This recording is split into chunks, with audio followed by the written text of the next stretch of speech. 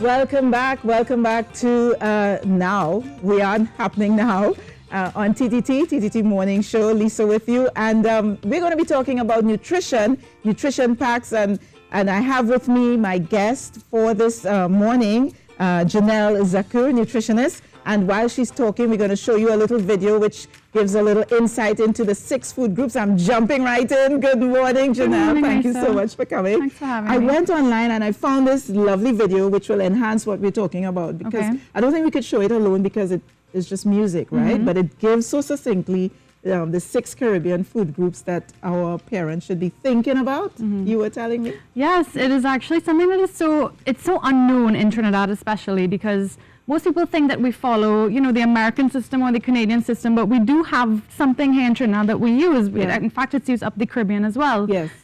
So we have the Caribbean 6 food groups. Yeah. And what it is just a guide to kind of plan, your day. Yeah. So it's very similar to, the food pyramid back in the day. So it's similar to that, but in like pie chart form. Right. Okay. Well, you have it here. I did. I brought it. So if I hold it up, we can get it. Maybe you could zoom in on it. Yeah. This is one of my teaching tools. So I work with a laminated copy everywhere. I feel like Vanna White. Yes, so you're telling us, so the reason we're talking about this, because it's the first day of term, yeah? And it's the first day of the term, and we're looking at what you can have in your lunch kits. Right. I'm saying healthy snacks for their packs kind of thing. Oh, nice. I you like that? Yeah. Copyrighted, okay. So what can parents put into their lunch kits that's going to keep their children healthy? In just terms of snacking or generally? Well, let's start with snacking first, because children tend to like snacks. Okay. Yeah. Well, snacks are really just supposed to be a mini meal, It's not supposed to be a bag of chips. It's not supposed to be cookies. It's supposed to be food, ideally. So it should encompass at least one of the food groups, Right. It could be a fruit. It could be, vegetables with like a dip, like hummus or yogurt or ranch dressing. You're going to get children of that age to eat it starts yoga from and young. hummus. It actually starts from young, and it does help to transition them into it, especially if they didn't grow up with it. Yeah. So I can give you an example for me. So I hated whole wheat bread growing up. Yeah. But what my mother did was use, the Nutella spread. Right. Right. So we used to get it from Guadalupe back in the day. So she used to put a little bit, like a spread of that chocolate thing. Chocolate spread on the whole wheat bread. Right. Yeah. So eventually my taste kind of acclimatized to the whole wheat bread, and now I ended up going to secondary school pumpernickel bread sandwiches, which was unheard of. So you do need to.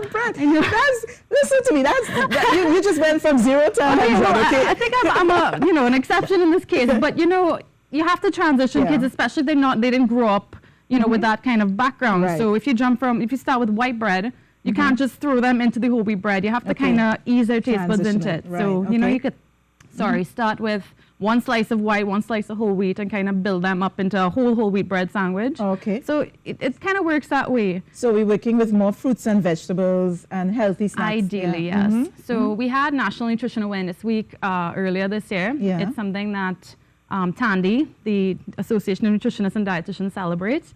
And we focused on fruits and vegetables this year. Yeah. Right? So it was kind of like showing people how to use fruits and vegetables in their meals, just generally, because most people don't. Yeah. Most Trinidadians leave out the veg completely on their plate. Oh, the salad. Yeah. Well, let's bring it to the 6 snacks. food groups then. Right. Yeah? Okay, so should we go through the food groups Yes. first? Okay, so we have to, okay. I'll hold it for you. Yeah.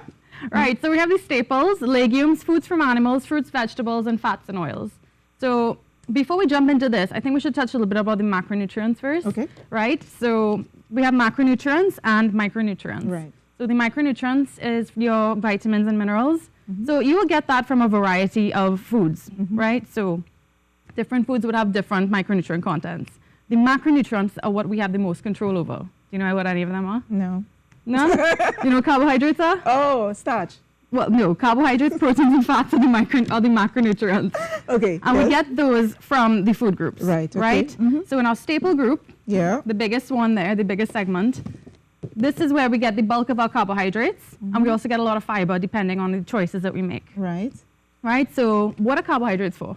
Stop questioning me. I want to see what you know. You're such a teacher. Look, we've got something up on the screen. How's that going there? Well, that's jumping into foods from animals. Yeah. But we're still in staples. So basically, those carbohydrate foods give us energy. That's what our brain and our muscles use for energy, right? And fiber, depending on the choices. So things like sweet potato, whole wheat bread, brown rice, etc. Yeah. That keeps our gut healthy. Yeah. Right? So it feeds the healthy gut bacteria. You do need more of it. I need more of that, yes. It keeps us regular. Also keeps us full. Right. So we're going back to the whole wheat bread example. So if you have a whole wheat sandwich, whole wheat bread sandwich, it'll keep you full a little bit longer than if you had a white bread sandwich, if you know what I mean. Yep. Right? So that's your staple groups.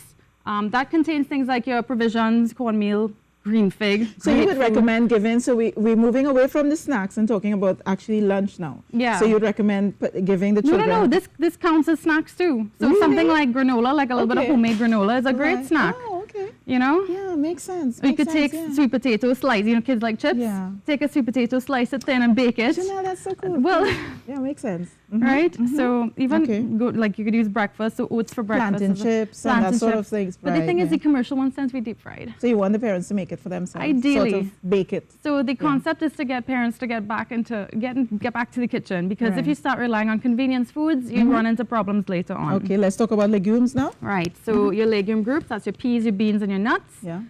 So your peas and your beans give you carbohydrates for energy, protein, which is muscle building. Right. And then you have your nuts, which gives you protein and fats. Right. And you can give the children nuts and so on as snacks. The thing is, nuts, type of nuts. Nuts are not really allowed in schools anymore. Yes, because of the allergies. Because of allergies. Yeah, but maybe. Okay, so what sort of snacks you'd get out of the legumes group? Ever baked chana before? Ah. Right. What I like to do with this group as well, in terms of snacks, you can make something that's easy for their lunch. Get like a black bean brownie. Yeah. So if you use black beans and put a little oats in there, it could be a high fiber treat, which has a little bit of sugar, but it's it's nice. Yes, especially if you use local chocolate. We have a lot of nice local chocolates now. Yes, yes. You're getting a lot of magnesium. You're getting antioxidants from the chocolate. So something, as inherently bad as a brownie can be made healthy. Anything can be made healthier. And we're moving along. So we did two vegetables, fruits. Well, fruits I think would be self-explanatory. Yeah, because you can give like the local fruits. So like a Portugal is like the perfect size for your lunch kit. Right. Yeah. So basically, a serving size of fruit is a cup or the size of your fist. And once kids generally need about 2 to 3 servings of fruits a day. Yes. Which can be difficult. Yeah. But it's very simple. So like a big banana, that's 2 servings in one go. Right. So if you have a banana and an apple for the day, that's all the fruit you need. So, you could get creative with that too. You could make something like a, how they have applesauce? Right. You could do for younger kids like mashed banana with maybe a little bit of cinnamon. You could get very creative with it. Put it in the bottle as well. Make popsicles. Yeah.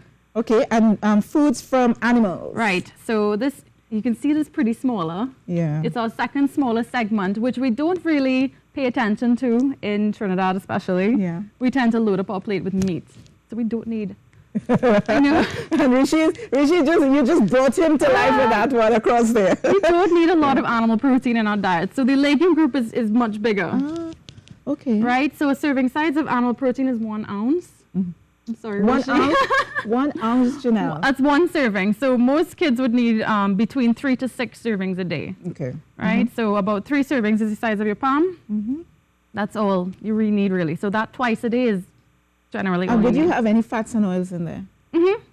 It doesn't mean, because it's small, doesn't mean it's off limits. Right. We do need fats to survive. Because it's one of the macronutrients, it's important, but it's almost energy dense macronutrients. So we don't need a lot. Yeah. Right? All right. You know what? You're going to be our nutritionist, our resident nutritionist, because you've been questioning me and you've given us tips and you're just right there and spunky and ready for the morning. The questioning helps, I'm going to have to go back to school now. It's the first day of school. I don't know if our sprinter is with us out there. I know that they're looking to get a site so that we can cross over to her at the Mucurapo West school so that she can tell us what's going on across there.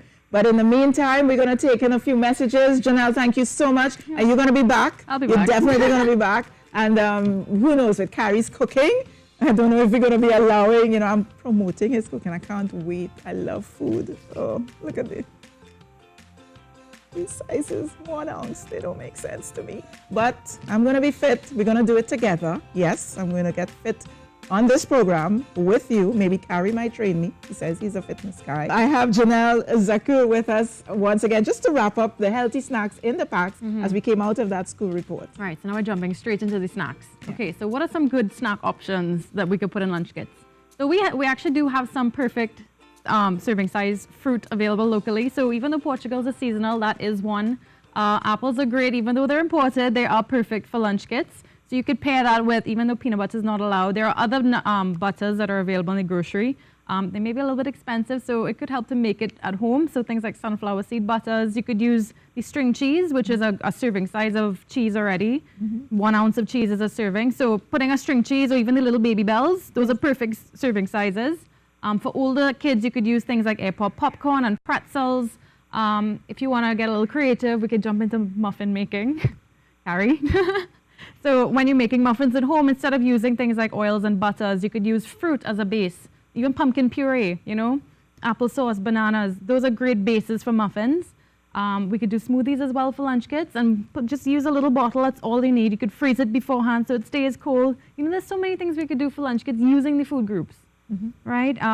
Sandwiches, always great snacks. You could do like a mini pizza. So if you take a small whole wheat hops, like half a whole wheat hops, you could do the same pizza sauce with cheese, wrap it up, a little bit of veggies on top, and that's a perfect snack as well. You know, so you could get very creative using the food groups in lunch kits. So it doesn't have to be a bag of chips. It could just be very affordable things you could pick up in the grocery and just get a little creative. That's all. So we've covered all the food groups and we've given some great tips, some healthy snacks for the packs. Thank you so much, Janelle. You're welcome. Yeah.